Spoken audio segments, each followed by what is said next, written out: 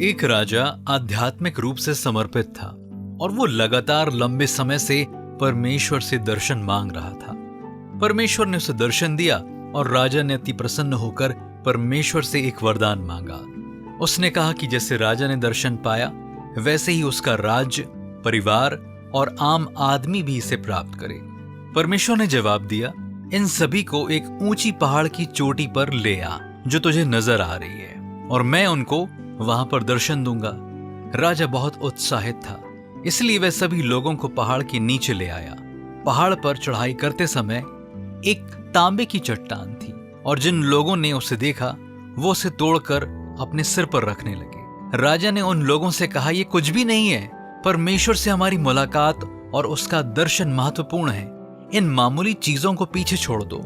उन लोगों ने उसकी बात नहीं मानी और राजा दूसरे लोगों के साथ चलता रहा। कुछ दूरी के बाद उन्हें चांदी की चट्टानें मिली और लोगों ने फिर वही काम किया जो तांबे की चट्टान के साथ किया था। इतनी ज्यादा सलाह देने और समझाने के बाद भी लोगों ने नहीं सुना। राजा कुछ और लोगों के साथ अपनी यात्रा को जारी रखता है और लोगों को पहाड़ पर एक भाग दिखाई दिया जिसमें सोना था। भीड़ का एक बड़ा हिस्सा, जिसमें राजा के कुछ रिश्तेदार भी थे, वे सब उस ओर चल दिए। अब राजा के साथ केवल रानी, राजा का मंत्री और सेनापति ही बचे थे। इन चारों ने अपनी यात्रा जारी रखी और जल्द ही उनको पहाड़ पर हीरों वाला हिस्सा दिखाई दिया। राजा को छोड़ बाकी लोग उस ओर दौड़ पड़े। अब पहाड़ पर सिर्फ राजा बच गया था।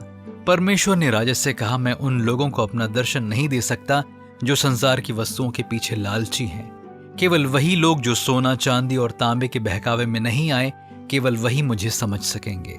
मत्ती 5:8 में लिखा है, धन्य हैं वे जिनके मन शुद्ध हैं, क्योंकि वे परमेश्वर को देखेंगे। क्या आज आपके अंदर ये इच्छा है कि आप परमेश्वर का दर्शन पाएं?